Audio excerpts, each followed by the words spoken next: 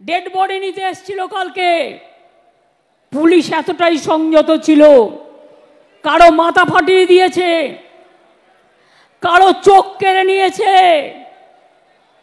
কারো কান ফাটিয়ে দিয়েছে, কারো হাত পা ভেঙে দিয়েছে। তাও পুলিশকে আমি কালকের জন্য স্যালুট জানাই। ওরা সংযত থেকে নিজের রক্ত দিয়েছে, কিন্তু বিজেপি চক্রান্তের কাছে কোনো ডেড বডি তুলে দেয়নি, এটা মাথায় রাখবেন।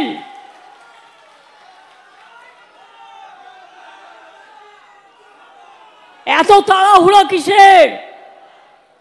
কদিন আগেও তো 4টে বাই ইলেকশন হয়ে গেল, গোহারা হেরেও লজ্জা নেই? ওগুলোও তো তোমাদের আসন ছিল। সারা ভারতবর্ষে কোথাও জিতবে না, জেনে রাখুন। তাই আজকে চক্রান্ত করে বলুন তো একটা কথা, আমি জাজ নিয়ে বলতে চাই না, কিন্তু জাজমেন্ট নিয়ে বলবার অধিকার আমি একজন আইনজীবী হিসেবে জিজ্ঞেস করছি। আমি আইনে প্র্যাকটিস করেছি অনেক দিন। কখনো কখনো বলুন, মহারাষ্ট্রের কোর্ট বনধকে নিষিদ্ধ ঘোষণা করতে পারে, সেখানে কারা অ্যাপ্লাই করেছিল? বনধ দেখেছিল বিরোধী দল, মহারাষ্ট্র হাইকোর্ট বললেন বনধ ইল্লিগাল, বনধ হবে না। কেরালা হাইকোর্ট তার আগে বনধকে নিষিদ্ধ করেছেন, আরো অনেক কোর্ট করেছেন। কলকাতায় তো সাধারণ মানুষ আমি শুনেছি পিল করেছিল। আপনাদের উচিত ছিল না একটু নড়ে চড়ে বসার? আমি আইনজীবীদের বলবো, মনে রাখবেন, বিজেপিকে এই জায়গাটা কোর্টে ছেড়ে দেবেন না। মানুষ কোর্টে গিয়ে যেন বিচার পায়, সেই জায়গাটা দেখবেন। অভিষেক বলল আমাদের পুলিশ টাইম পেয়েছে 4 দিন। আমি এবার আপনাদের বলি, আমি ঝাড়গ্রামে ছিলাম, আমি 9 তারিখে ফিরছিলাম বিকালের দিকে, আমার কাছে খবর যায় তখন ইতিমধ্যেই পুলিশ কমিশনার থেকে শুরু করে তার পরিবার সকলে পৌঁছে গেছে।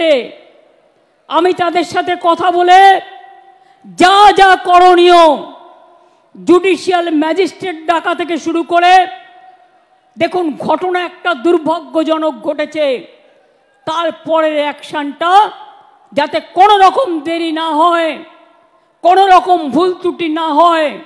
আর আমরা চেয়েছিলাম 7 দিনের মধ্যে ফাস্ট ট্র্যাক কোর্টের মধ্যে দিয়ে আমরা ফাঁসি করে দেবো, এটা আমরা চেয়েছিলাম। আমরা বিচারের দাবি চাইব। আজকে যারা কামদুনি বলেন তাদের বলি, কামদুনি কেসেও আমরা ফাঁসি চেয়েছিলাম। দুজনের যাবজ্জন্ড হয়েছিল হাইকোর্টের রায়ে।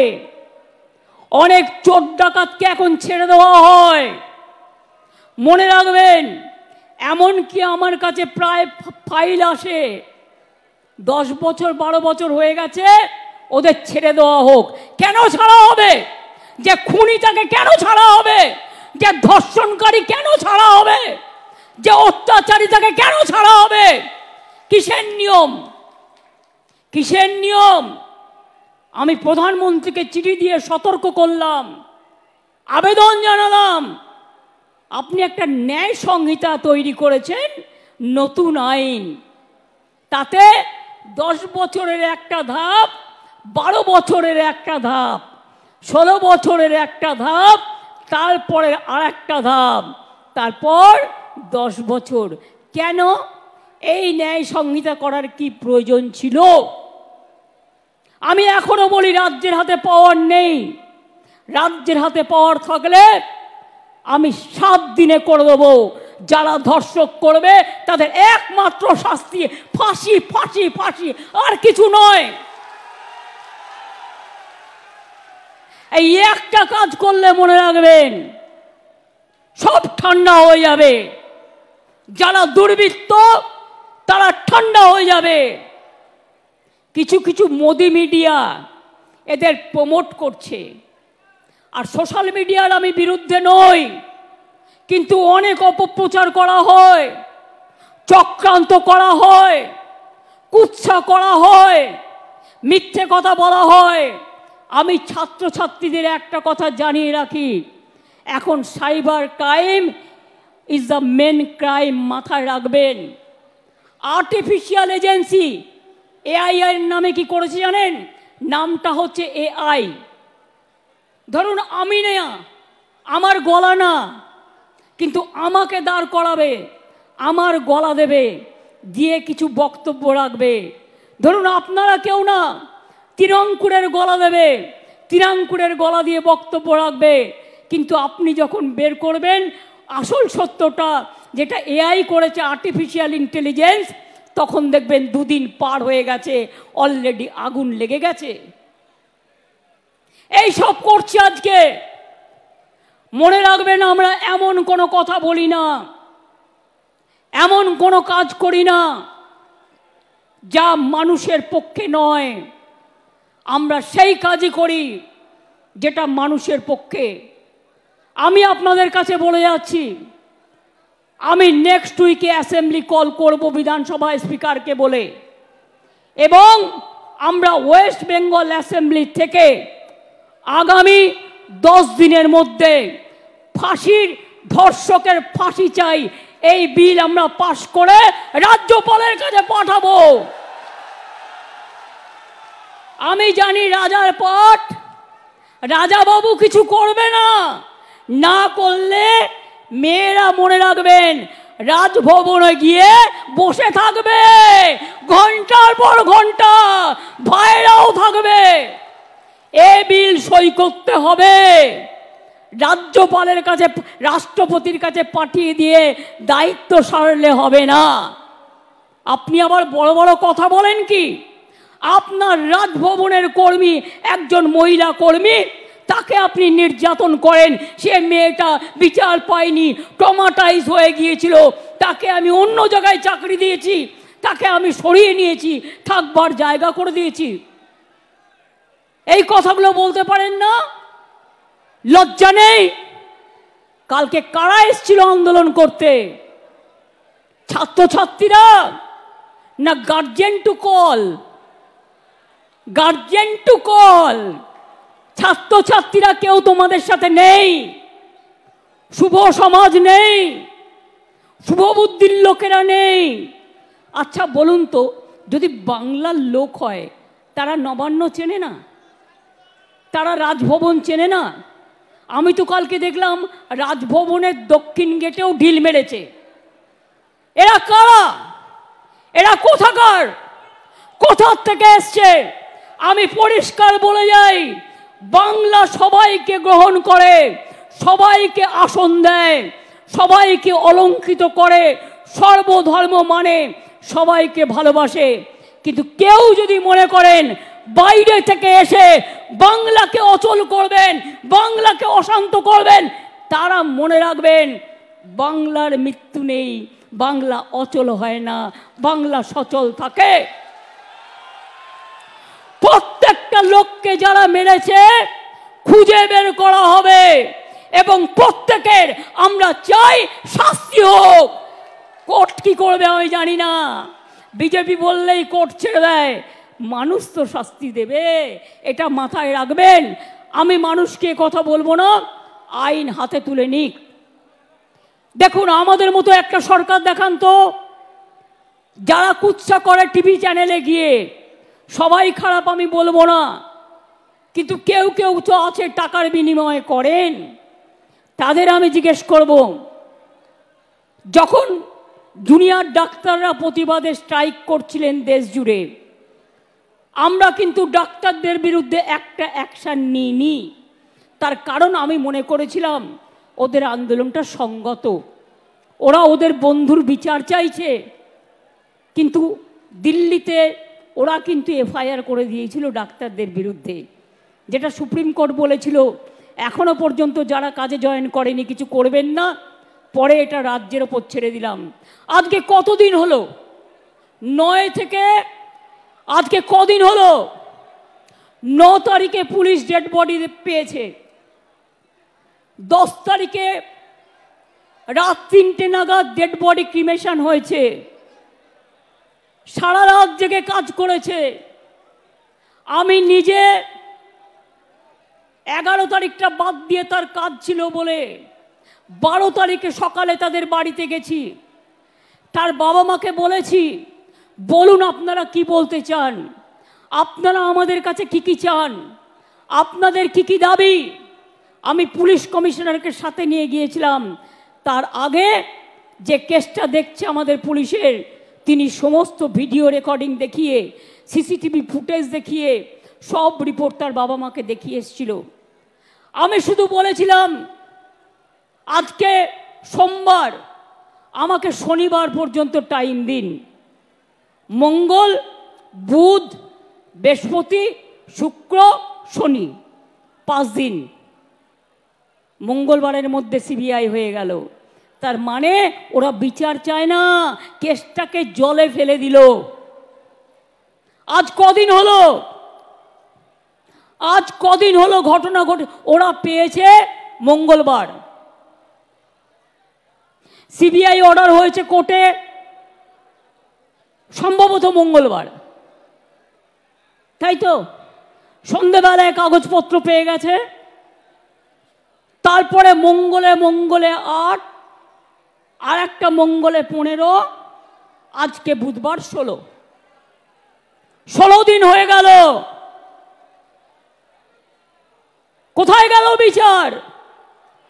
বিচার চাইতে হবে, বলতে হবে, বিচার চাই, বিচার চাই, জবাব দাও সিবিআই। বিচার চাই, বিচার চাই, জবাব দাও সিবিআই। ফাঁসি চাই, ফাঁসি চাই, জবাব দাও সিবিআই। আজকেও জুনিয়র ডাক্তারদের মিছিল আছে। আমি চাই তারা ভালো করে করুক। আমার সমর্থন তাদের প্রতি ছিল, আছে, থাকবে। তারা অনেক পরিষেবা দেয়। সাথে সাথে আমি বলবো, আপনারা তো মানবিক, আপনারা তো অঙ্গীকারবদ্ধ মানুষকে সেবা দেবার জন্য। সুপ্রিম কোর্টও রিকোয়েস্ট করেছে সবাইকে কাজে যোগ দেবার জন্য। অনেক মানুষ পরিষেবা না পেয়ে মারা গেছে। এরা গরিব লোক। যারা বড় লোক, কোটিপতি, অনেক টাকা আছে, তারা প্রাইভেট হাসপাতাল ট্রিটমেন্ট করতে পারে, কিন্তু যারা গরিব লোক তারা পারে না। কোথায় যাবে বলুন তো? একটা প্রেগনেন্ট লেডির যদি বাচ্চা জন্মাবার সময় হয়, ডাক্তাররাই তো তার ডেলিভারিটা করে, সে কি ওয়েট করতে পারে? তার তো একটা সময় থাকে। একটা হার্ট অপারেশন যদি কারো হার্ট অ্যাটাক হয়, সঙ্গে সঙ্গে ব্যবস্থা নিতে হয়। এই ধরনের অনেক রোগ আছে যা আপনারা করেন, সিনিয়র ডাক্তাররা সাথে থাকে, জুনিয়র ডাক্তাররা করেন।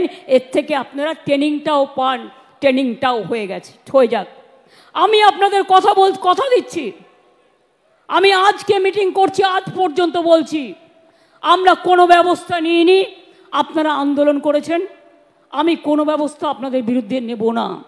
কারণ আমি যেহেতু মনে করি আপনাদের দুঃখ থাকতে পারে, অভিমান থাকতে পারে, ক্ষোভ থাকতে পারে, আপনারা বিচার চাইছেন। কিন্তু এবার আস্তে আস্তে জয়েন করুন, এবার আস্তে আস্তে যোগদান করুন। তা নাহলে সুপ্রিম কোর্ট কিন্তু সেদিন বলেছিলেন, এরপর থেকে স্টেট গভর্নমেন্টকে পাওয়ার দেওয়া হলো টু টেক অ্যাকশান। আমি অ্যাকশান নিতে চাই না। তার কারণ আমি চাই ওরা ভালো করে পড়াশুনো করুক। আমি যদি কারোর বিরুদ্ধে এফআইআর করি, তার ভবিষ্যৎটা নষ্ট হয়ে যাবে। সে আর কোথাও চান্স পাবে না, পাসপোর্ট পাবে না, ভিসা পাবে না। আমি যদি কারোর বিরুদ্ধে লিগালি অ্যাকশান নিই, সে বিচার পাবে না। সে মনে রাখবেন তার জীবনটা পুরো নষ্ট হয়ে যাবে। আমরা সেটা চাই না। আমাদের সরকারের মানবিক মুখ আছে, মানবিক মুখ দিয়ে আমি আরো ডাক্তার তৈরি করতে চাই। এবং আমরা একমাত্র গভর্নমেন্ট যেটা নারী সুরক্ষার জন্য রাত্রি সাথী আমরা ডাক্তারদের জন্য তৈরি করেছি। আমি অলরেডি 100 কোটি টাকা স্যাংশন করেছি। যদি কোথাও অন্ধকার থাকে আলো লাগাতে বলেছি, সিসিটিভি লাগাতে বলেছি। যদি কোথাও রেস্টরুমের অভাব থাকে সেগুলো করে দিতে বলা হয়েছে। আপনারা জানেন হেলথ আগে কি ছিল, আর আজকে হেলথটা ওয়েলথ হয়ে গেছে। দুর্ভাগ্যজনক কোনো ঘটনা ঘটলে এটা আমাদের সকলের পরিবারের ঘটনা হিসেবে আমরা নিই। আমরা মনে করি না সে একটি পরিবারের মেয়ে, আমরা মনে করি সমগ্র পরিবারের মেয়ে। এবং আমি মনে করি ছাত্রদের নির্বাচনটা হওয়া উচিত। এখন তো একটু সিস্টেম চেঞ্জ হয়েছে, আগে ছিল first year, second year, third year বা university fifth year, six year, এখন হয়ে গেছে সেমিস্টার। সুতরাং সেইভাবে তৈরি করে আমি ব্রাত্যব সেখানে আছে, আমি বলবো যে তাকে একটা টাইম টেবিল তৈরি করে এসবগুলো থেমে যাক, পুজোটা হয়ে যাক, তারপরে আমরা নির্বাচনগুলো আস্তে আস্তে করিয়ে দেব। এখন নির্বাচন মানে একটা ঘটনা দেখলেই সেটা টিভিতে এমন করে দেখানো হয় যে মনে হয় আগুন জ্বলে গেল। আরে আমিও ছাত্র পরিষদ করে রাজনীতিতে এসেছি। শুনুন, আমি যখন রাজনীতি করতাম আমাকে ছোট নিয়ে তাড়া করেছিল, বোমা নিয়ে তাড়া করেছিল। বক্সিদা জানে, সেদিনকে তাদের পাড়ায় একটা রেস্টুরেন্ট ছিল স্যাঙ্গু ভ্যালি, আমাকে ঘরে ঢুকিয়ে না দিলে সেদিনই আমায় কোপ মারত। আমি আন্দোলন করছিলাম আশুতোষ কলেজে, স্লোগান দিচ্ছিলাম, আমাদের দুটো ছেলেকে গাড়িতে তুলে সিপিএমের গুন্ডারা নিয়ে যাচ্ছিল। খবর পেয়ে আমি ছুটে যাই, আমি আর অশোকা তখন আমার সাথে থাকতো।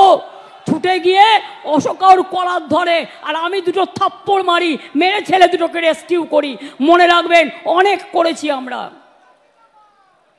এমন কোনো জায়গা নেই যেখানে আমাকে মারেনি। আন্দোলন আমি জানি, আমি গুলির সাথে লড়াই করে এসছি, আমি বন্দুকের সাথে লড়াই করে এসছি, আমি ডান্ডার সাথে লড়াই করে এসছি, আমি অত্যাচারের বিরুদ্ধে লড়াই করে এসছি। আর আজকে যে একটু ভালো কাজ করব, সেই কাজটাও করতে দেয় না। যেদিন থেকে বিজেপি ক্ষমতায় এসছে 2014 থেকে বাংলার জন্য এক অভিশাপ হয়ে গেছে। ভাতে মারো, অর্থনীতি ধ্বংস করো, পুজোয় গরিব লোক যাতে কাজ করতে না পারে, নানা রকম ছল চক্রান্ত।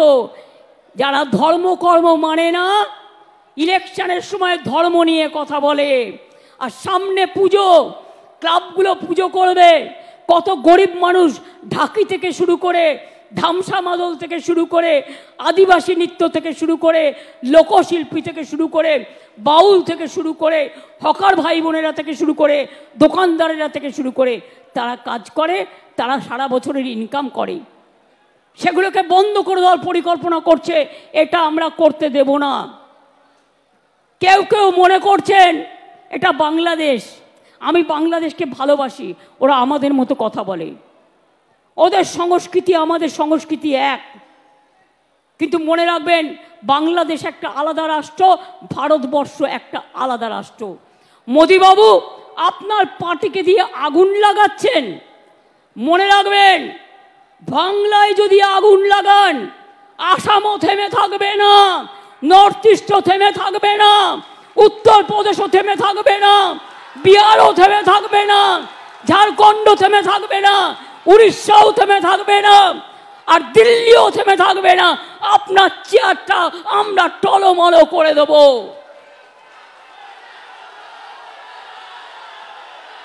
চেয়ার দখলের লড়াই, ক্ষমতা থাকলে ভোটে যাও, গুলি নয়, ডেড বডি নয়, লাশ নয়, ক্ষমতা তোমাদের হাতে।